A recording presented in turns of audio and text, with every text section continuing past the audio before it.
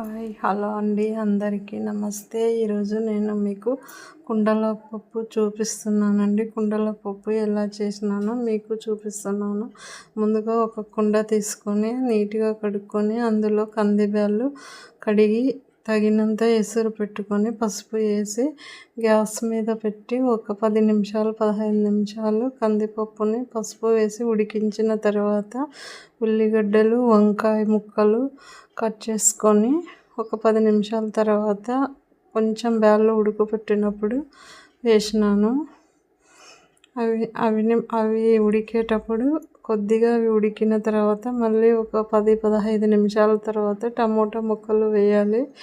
అయితే కుండలో పప్పు చేసేటప్పుడు స్టవ్ ఫుల్గా పెట్టుకోకుండా కొద్దిగా సిమ్లో పెట్టుకొని ఎక్కువ మంట మీద కాకుండా మీడియం సైజు మంట పెట్టుకొని చేసుకోవాలి. కుండలో పప్పు చేసేటప్పుడు ఎక్కువ మంట పెట్టుకున్నామంటే ఎసురంతా కూడా పొంగిపోయి స్టవ్ మీద పడి స్టవ్ ఆరిపోతుంది.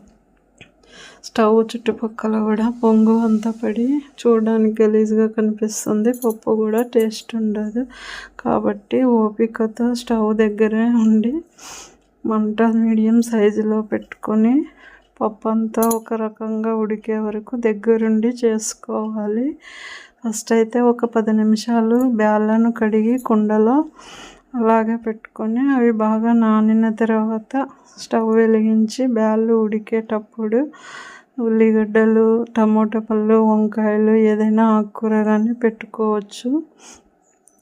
ఇలా కొద్దిసేపు ఉడికించిన తర్వాత బ్యాళ్ళు బాగా ఉడికిన తర్వాత కారము చింతపండు వేసుకోవాలి.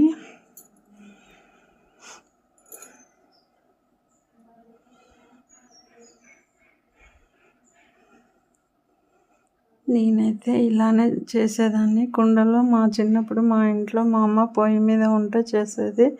కుండలోనే పప్పు చేసేవాళ్ళము. నేను కూడా అలాగే మా అమ్మ తర్వాత నేను కూడా కొద్ది రోజులు మా ఇంట్లో కుండలోనే పప్పు చేసినాము.